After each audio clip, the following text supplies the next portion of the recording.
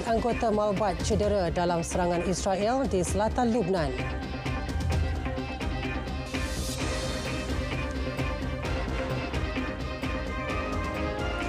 Assalamualaikum, salam Malaysia Madani. Berita tengah malam bersama saya, Awatif Izzah. Empat anggota pasukan Batalion Malaysia Malbat 85012 yang baru tiba di selatan Lubnan dilaporkan cedera akibat terkena serpihan letupan dalam serangan dron berhampiran Sidon. Kejadian berlaku ketika kenderaan yang membawa anggota Malbat itu melalui sekatan jalan raya Tentera Lubnan diawali.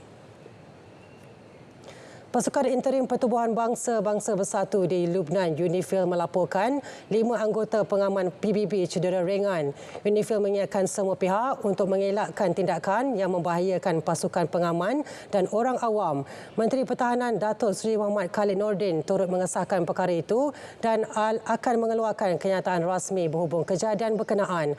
Atur gerak pasukan Malbat 85012 yang melibatkan 854 pegawai dan anggota termasuk pasukan dari Angkatan Bersenjata Diraja Brunei ABDB dijadualkan bermula 6 hingga 18 November. Dua beranak maut dipercayai ditikam dengan pisau dalam satu kejadian bunuh di Air Hitam, Pulau Pinang. Perkara itu disahkan Ketua Polis Pulau Pinang, Dato' Hamzah Ahmad dalam satu kenyataan. Insiden berlaku kira-kira pukul 12.54 tengah hari di sebuah pangsapuri dekat Bandar Baru Farlim. Menurutnya, polis menemukan kedua-dua mangsa dan suspek terbaring dalam keadaan berlumuran darah di hadapan lobi lift pangsapuri berkenaan. Kedua-dua mangsa masing-masing berusia 62 dan 30 tahun yang merupakan bapa dan anak disahkan meninggal dunia di tempat kejadian. Manakala suspek cedera akibat menikam diri sendiri setelah membunuh kedua-dua mangsa menggunakan pisau. Suspek kemudiannya ditahan dan senjata dirampas sebelum dihantar ke Hospital Pulau Pinang untuk rawatan lanjut. Kes disiasat di bawah Seksyen 302 Kanun Keseksaan. Motif kejadian masih dalam siasatan. Siasatan kes buli dan penderaan yang melibatkan pegawai Kadet Universiti Pertahanan Nasional Malaysia UPNM akan diumumkan esok dan tiada kaitan dengan siasatan polis. Ketua Polis Kuala Lumpur, Datuk Rusdi Muhammad Isa berkata, siasatan dalaman UPNM fokus kepada tindakan disiplin dan penguatkuasaan undang-undang. So, kalau kita ada keputusan siasatan dalaman, kita akan maklumkan pihak AGC. Pasal polis, kalau kita ada kes, kita tuduh di mahkamah. Mungkin siasatan dalaman tu dia boleh mungkin dikeluarkan daripada program tu ke, keluar daripada asrama ke. That one I don't know.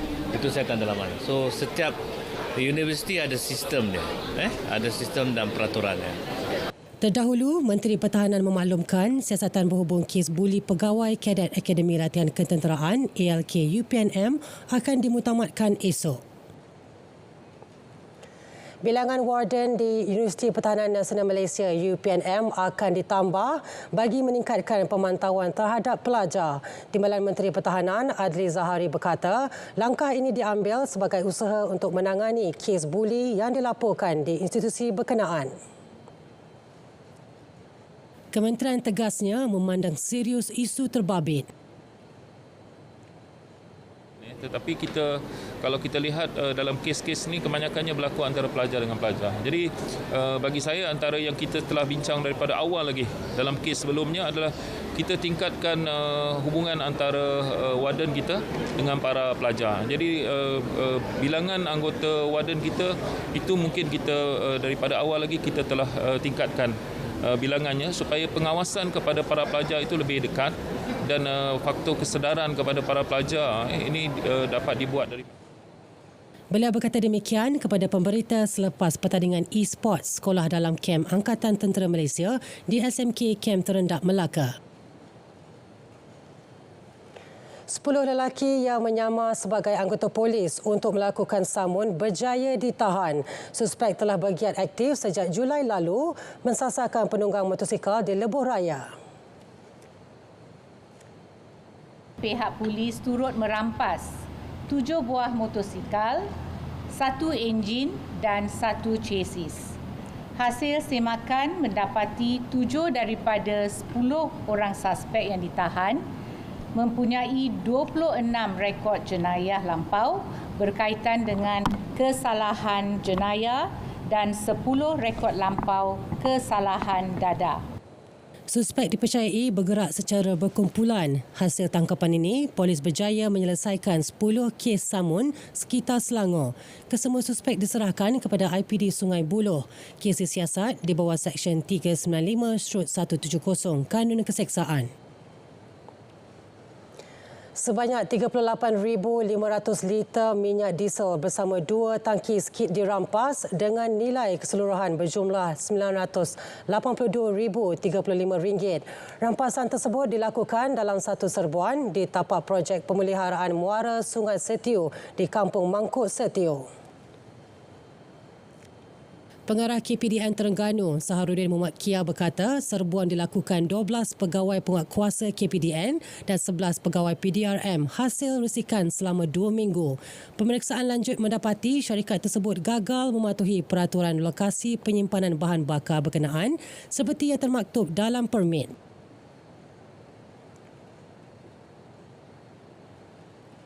Malahan pemegang permit berkenaan turut disyaki mempunyai dalam milikan minyak diesel yang melebihi dari had kuantiti yang dibenarkan di dalam permit. Jadi dianggarkan terdapat lebih kurang 23,000 liter minyak diesel berada di dalam lori tangki dan 15,500 liter minyak diesel di dalam kedua-dua buah skid tank yang ditempatkan di tapak projek inilah. 2 orang lelaki warga tempatan disyaki pengurus tapak projek dan pemandu lori berumur 35 dan 36 tahun telah ditahan bagi membantu siasatan.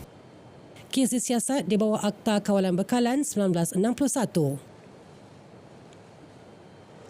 Peniaga Nur Muhammad Rusdi Abdul Rahman dijatuhi hukuman penjara 10 tahun dan 2 sebatan oleh Mahkamah Session ia selepas beliau mengaku bersalah merompak seorang jurutera dengan gunting pemotong rumput di Putrajaya menyebabkan kerugian lebih RM160,000.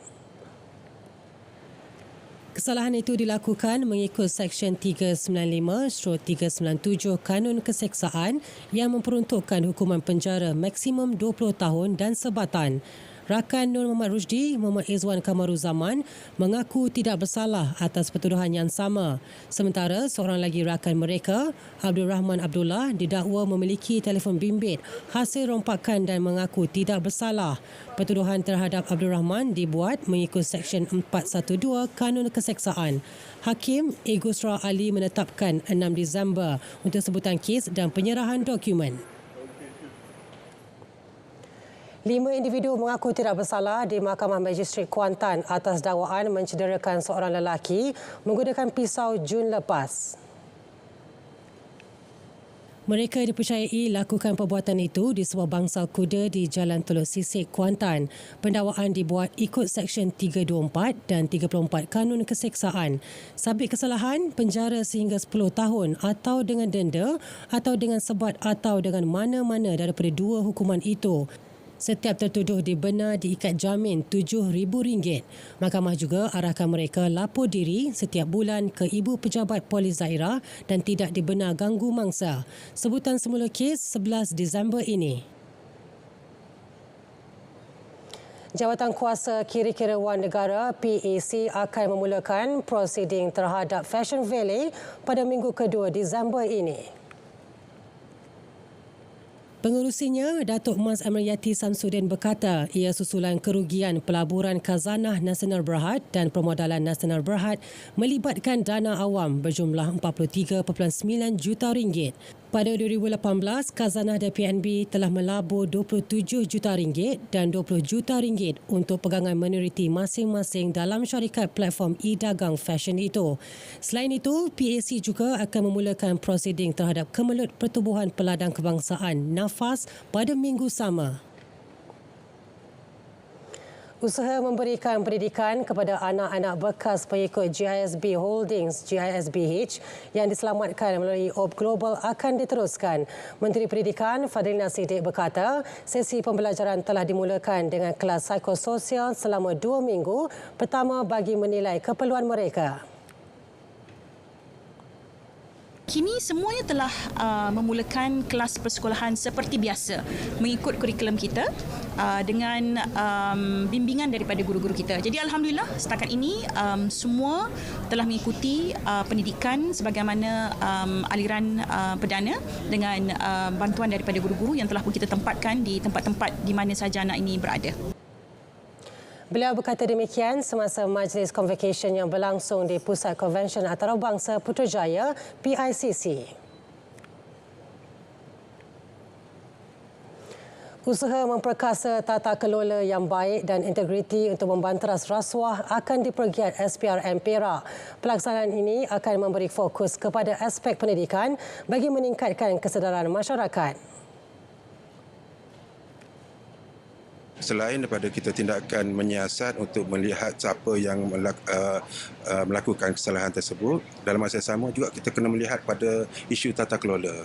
Kerana isu tata kelola juga merupakan satu isu yang perlu kita perkemaskan untuk kita mengelak daripada berlaku penyelewengan dalam perolehan dan juga ketirisan pada hasil kerajaan. Beliau menyatakannya pada sidang media Majlis Perasmian Pejabat SPRM Cawangan Manjung. Sebelum ini, bangunan tersebut merupakan perpustakaan awam setiawan yang beroperasi sejak 1990 yang kemudian diserah kepada SPRM Perak pada Jun 2024. Agensi Pengangkutan Awam Darat APAD mengeluarkan larangan sementara penggunaan soket pengecas telefon dalam bas. Ia susulan insiden seorang remaja maut akibat terkena renjatan elektrik ketika mengecas telefon di dalam bas ekspres baru-baru ini. Menteri Pengangkutan Anthony Loke memaklumkan larangan berkuat kuasa sehingga siasatan petugas khas berhubung kejadian tersebut selesai. Wakil Suruhanjaya Tenaga, JPJ, Myros, Sirim dan APAD juga telah melakukan pemeriksaan awal ke atas syarikat pembuat bas terlibat ataupun coach builder. Laporan lengkap mengenai punca insiden akan disediakan oleh pasukan petugas khas setelah siasatan menyeluruh siap sepenuhnya. Tempoh 14 hari diberi kepada pasukan petugas khas untuk mengemukakan hasil siasatan. APAD turut mengeluarkan surat tunjuk sebab kepada pengendali bas ekspres yang terlibat pada 4 November bagi mendapatkan maklum balas. Sementara itu, kerajaan bersetuju untuk meneruskan program MyLesen pada tahun hadapan. Ia susulan permintaan yang tinggi diterima Jabatan Pengangkutan Jalan JPJ tahun ini. Menteri Pengangkutan Anthony Loke berkata lebih 130,000 permohonan diterima bagi program tersebut. Daripada jumlah tersebut, sebanyak 41,853 permohonan yang diterima.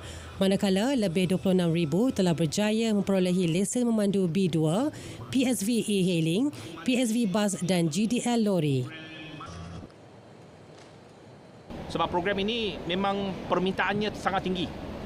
Seperti yang saya katakan tadi, lebih 100,000 permohonan kita terima untuk tahun 2024. Jadi program ini sudah tentu akan diteruskan untuk tahun hadapan dan Kementerian Pengangkutan akan terus menjalankan program ini dan juga memastikan inisiatif ini terus memberikan manfaat kepada rakyat.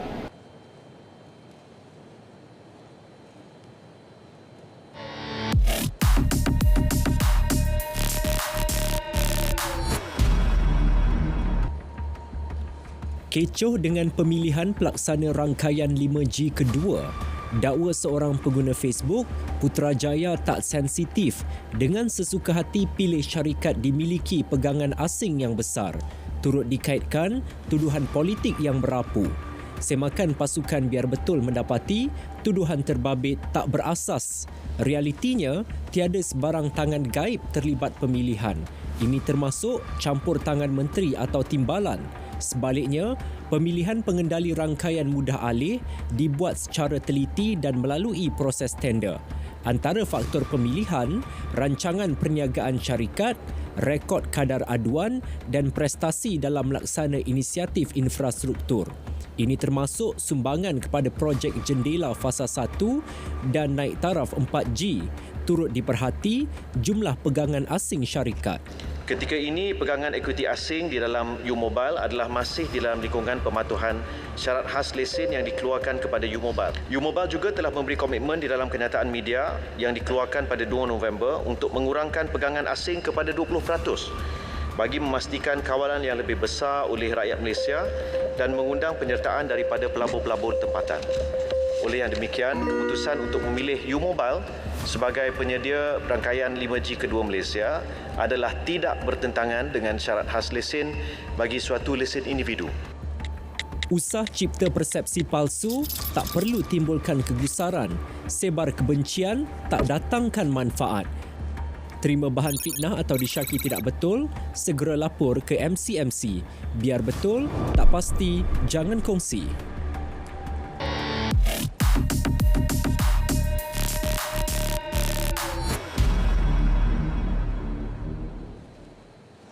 Timbalan Perdana Menteri Datuk Seri Dr. Ahmad Zahid Hamidi akan mengarahkan pengerusi dan Ketua Pegawai Eksekutif FECRA Berhad untuk memberi penjelasan kepada Jawatan Kuasa Kira-kira Wang Negara PAC berhubung isu penjualan bangunan Semarak 20. Beliau yang juga Menteri Kemajuan Desa dan Wilayah berkata adalah lebih mudah untuk menjual bangunan tersebut secara keseluruhan en blok mengikut harga pasaran semasa. Jadi saya akan minta pengurusi FECRA dan juga CEO FECRA untuk memberikan penjelasan kepada PAC agar PAC jangan tangkap muat saja apa maklumat yang diperolehi. Semalam, PAC meluahkan kebimbangan berhubung prestasi penjualan bangunan komersial Semarak 20 di Jalan Semarak Ibu Negara dikendalikan FECRA yang masih belum dijual walaupun terdapat syarikat yang berminat membelinya. Penguatkuasaan permohonan lesen kelas pemberian perkhidmatan aplikasi akan dimulakan pada 1 Januari 2025.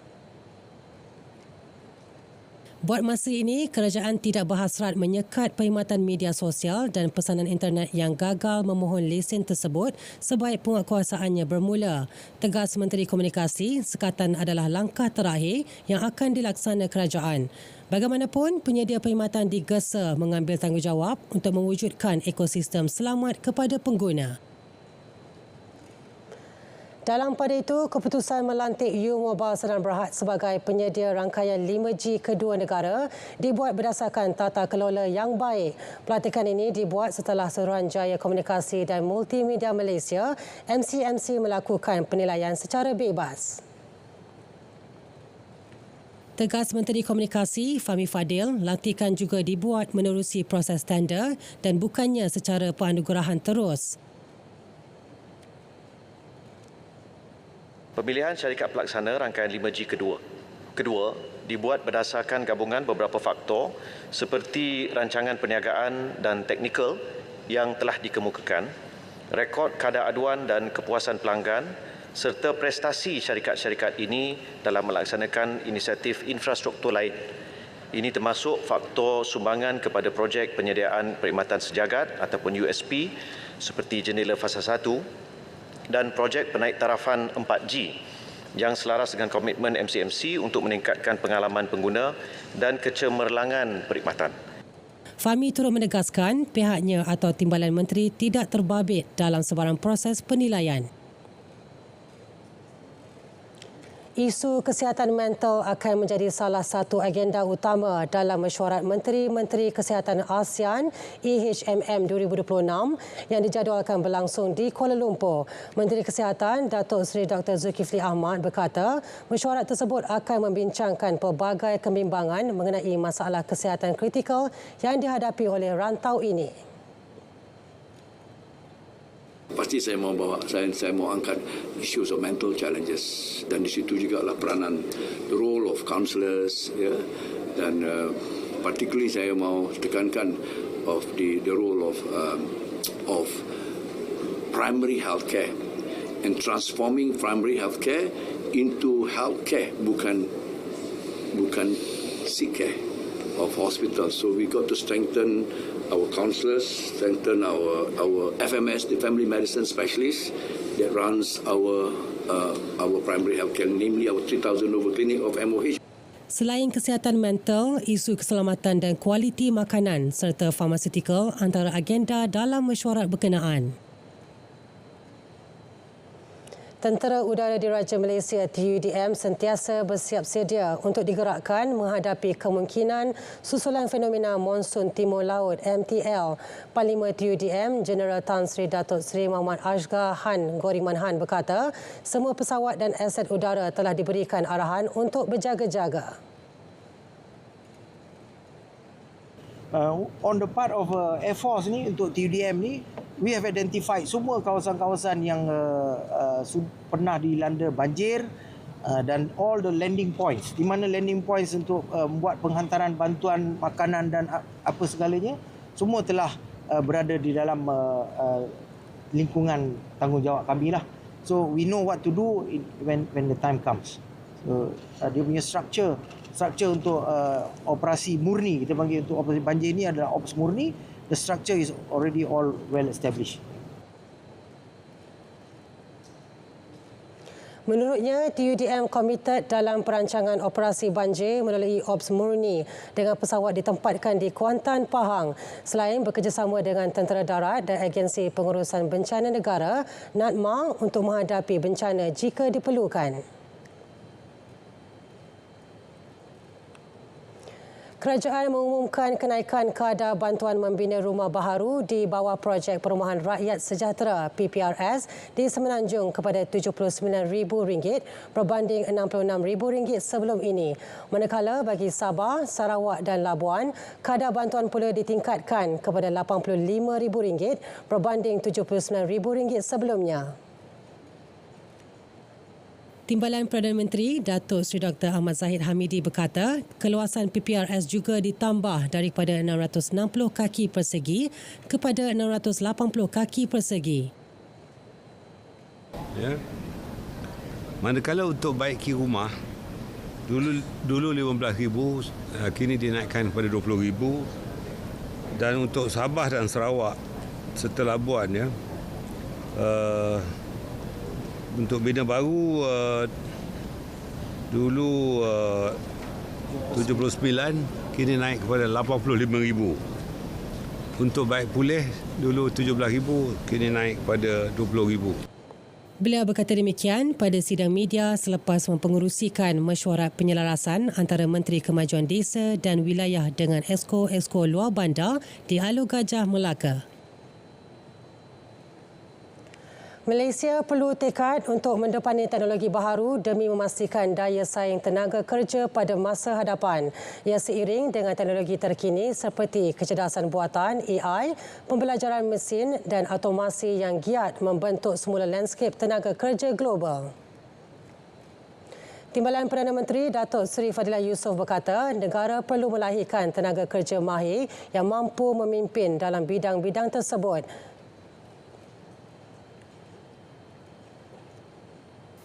In this new era, lifelong learning is no longer a choice, but a necessity.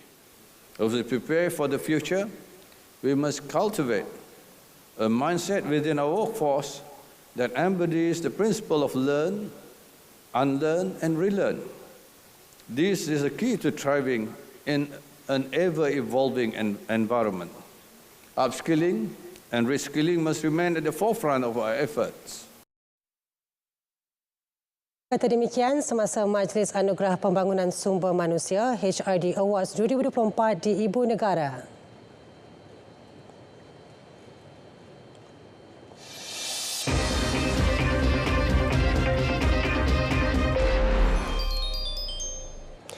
Saingan Piala Presiden 2024, pasukan Johor Darul Takzim JDT3 berjaya menumpaskan pasukan Selangor di pentas final pertama.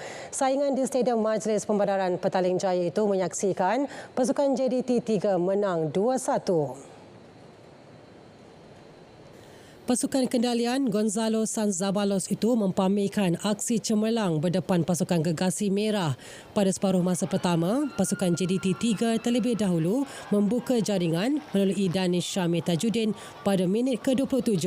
Pasukan Harimau Selatan berjaya menjaringkan satu lagi jaringan melalui Abdul Razik Abdul Rahman sebelum tamat babak pertama. Pada babak kedua, pasukan Selangor meneruskan serangan ke gawang gol pasukan pelawat dan berhasil melalui rembatan Harry Danish Haizon pada minit ke-81. Kedudukan itu kekal hingga whistle penamat dengan kedua-dua pasukan bakal membuat perhitungan sekali lagi dalam final kedua di Stadium Majlis Bandaraya Pasir Gudang Rabu depan.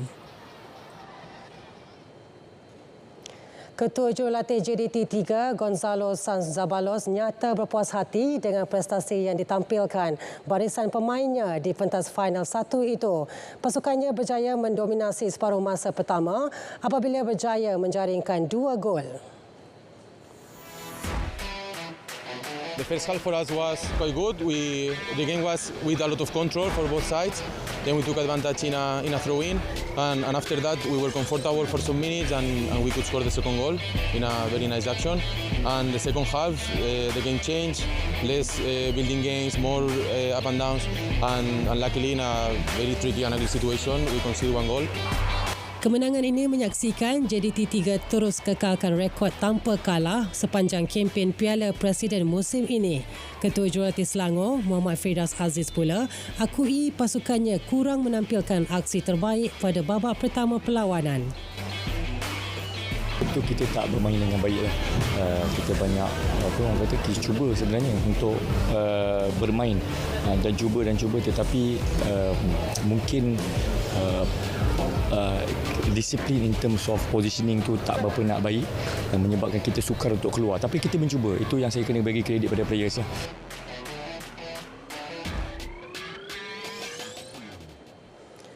Persekutuan Kebangsaan Berbasikal Malaysia PKBM perlukan peruntukan RM2 juta setahun untuk meningkatkan prestasi skuad berbasikal lebuh raya negara. Presidennya, Dato' Almarjid Singh Gill memaklumkan jumlah berkenaan mengambil kira kedua-dua pasukan lelaki dan wanita. Ia juga bagi memastikan mereka dapat disediakan dengan program latihan yang mampan termasuk kejohanan antarabangsa pada masa akan datang.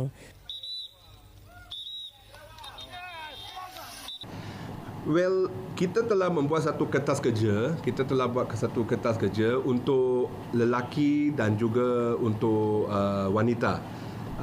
Untuk lelaki, kita telah mengatakan the funding that we need to ensure a sustainable program is about 2 million.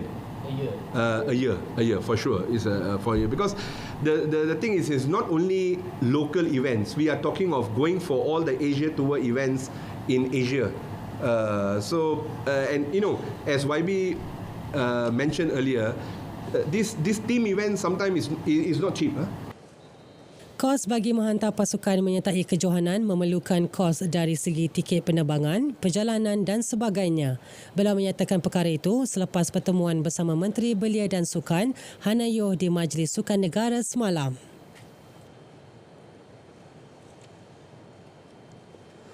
Sekian berita tengah malam dari Sungai Kesegara, Palestin Pasti Merdeka. Saya Awatif Izzah. Assalamualaikum, salam Malaysia Madani.